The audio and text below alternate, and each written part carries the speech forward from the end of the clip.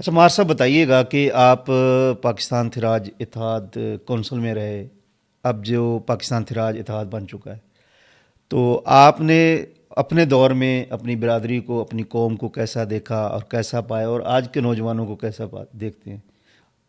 اچھا، میں ان لوگوں میں شمار ہوتا ہوں جن لوگوں نے بیسک کے اوپر کام کیا تھا اور اس کو سٹارٹ سے لے کے چلے تھے۔ صحیح۔ ہم نے سٹارٹ کے اوپر لوگوں کو جو ہے گھر گھر جا کے اس بات کی تعلیم دی تھی کہ آپ کٹھے ہو جائیں۔ یہاں پہ ہمارا قطعی طور پہ مقصد یہ نہیں تھا کہ کوئی سیاسی طاقت بن جائیں یا ہم خدا نہ خواستہ کوئی پریشر گروپ بن جائیں۔ ہمارا مقصد یہ تھا کہ ہم ہر گھر سے ہر بچے کو نکال کے اسکول کی طرف لے آئیں۔ صحیح۔ اس وقت ہم چند لوگ تھے اور اپنے اپنے جو ہمارے وسائل تھے ان کے مطابق ہم نے لے کے ہم نے کتابیں تک بچوں کو دینے کی کوشش کی اور دی ہم نے۔ ماشاء اللہ۔ ہم نے سڑکوں کے اوپر پلیاں بنوا کے دیں لوگوں کو کہ یار تم تنگ ہوتے ہو ساری چیزیں تو ہم بنوا کے آپ کو دیں گے۔ مقصد صرف یہ تھا کہ لوگ کسی نہ کسی طریقے سے راستے پہ چڑھیں، صحیح۔ اور ہم کسی حد تک ہم کامیاب ہوئے۔ لیکن جو ہی کامیابی ہمارے قریب آنی شروع ہوئی تو پھر بہت سی طاقتیں ہمارے اندر سے ہی اٹھ کھڑی ہوئیں، جن کے پہلے ایک وہ انہوں نے اپنا ہولڈ کیا ہوا تھا، دیکھ رہے تھے کہ یار ہم ہی سارے بادشاہ ہیں۔ انہوں نے دیکھا کہ شاید ہمارے ہاتھ سے کچھ نکل رہا ہے، تو وہ جو ہمیں مخالفانہ رویوں کا سامنا کرنا پڑا، اور اس نے پھر ظاہر ہے کہ بہت سی جگہ کے اوپر انفلوئنس بہت زیادہ چلتا ہے، تو انفلوئنس نے سارا کام خراب کیا۔ یہ جو ہمارے درمیان جو رسم و رواج پائے جاتے ہیں جن میں ہم سادگی کا خیال نہیں رکھتے، بے دریغ پیسے کا استعمال کرتے ہیں، جس طرح جائز ہو گیا، فوتیاں ہو گئیں اس پہ کرتے ہیں، تو یہ کیا کرنا چاہیے یا نہیں کرنا چاہیے؟ اس کی روک تھام کیسے ہو سکتی ہے؟ بڑا دردمندانہ سوال ہے۔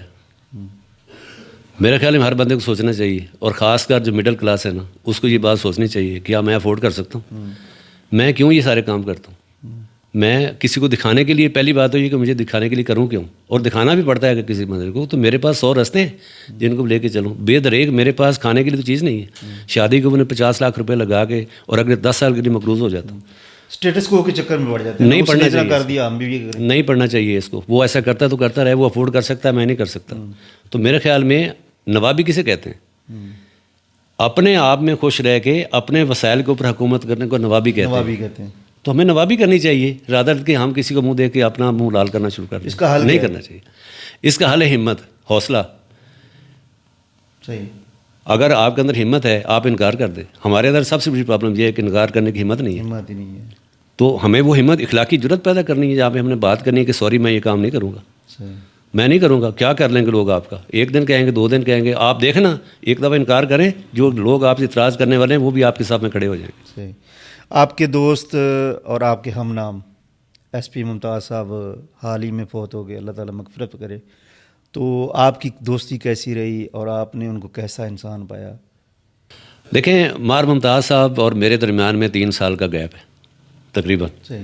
وہ 3 سے 4 سال میرے سے بڑے ہیں، میں ان سے چھوٹا۔ تو جب میں اسکول میں تھا تو اس وقت وہ جو ہے وہ اے ایس آئی کے عہدے پہ فیض ہوئے۔ میں اس وقت سے ان کو جانتا ہوں، بلکہ ایون ان کا جو والد صاحب تھے مار امیر صاحب، میری ان کے ساتھ بھی ہیلو آئی تھی، کیونکہ میرا بچپن میں شوق تھا بوڑھے لوگوں کے ساتھ بیٹھنا اور بزرگوں سے علم حاصل کرنا۔ تو بحیثیت مار Mumtaz Hussain, he was very nice person, درد دل رکھنے والا بندہ، سب لوگوں کو ساتھ لے کے چلنے والا بندہ، اور جو بندہ اس کے پاس چلا گیا نا کسی کام کے لیے، وہ اس بندے نے کبھی انکار نہیں کیا۔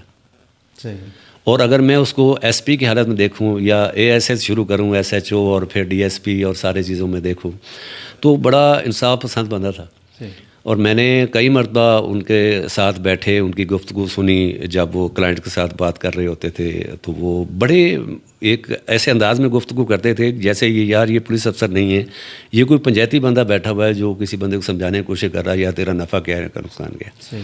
مزدار بات ہے، ان کا جو بیٹا ہے مبشر، وہ لائر ہے، تو اس نے اپنے ریٹائرمنٹ کے بعد اپنے بیٹے کے ساتھ اس کے کیبن میں بیٹھنا شروع کیا۔ تو اس کے بیٹا سے کہنے لگا، ابا دیکھیں یہ تو جس طرح آپ لوگوں کو سمجھاتے ہیں اس طرح تو لوگ میرے پاس آئیں گے نہیں۔ تو انہوں نے کہا یار میری فطرت ہے کہ میں کسی بندے کو غلط راستے پہ نہیں لگا سکتا۔ ہی واز ویری نائس پرسن۔ ہماری تو پہلے تو ہم برادری کے تھے، پھر ہم دوست بنے، اور ہماری دوستی رشتہ داری میں بدل گئی الحمدللہ۔ تو میرے نزدیک مار ممتاز اللہ تعالیٰ جنت نصیب کرے، he was very nice person. Sir, اپنی جو نوجوان قوم ہے، نوجوان ہیں اپنے قوم کے، تو ان کو کیا پیغام دیں گے؟ دیکھیں، میرا نوجوان نسل کے لیے نا ایک بڑا کلیئر سا پیغام ہے کہ ہمارے ہدایت کے لیے اللہ تعالیٰ نے ایک کتاب نازل کی ہے جسے ہم قرآن کہتے قرآن ہیں. مجید.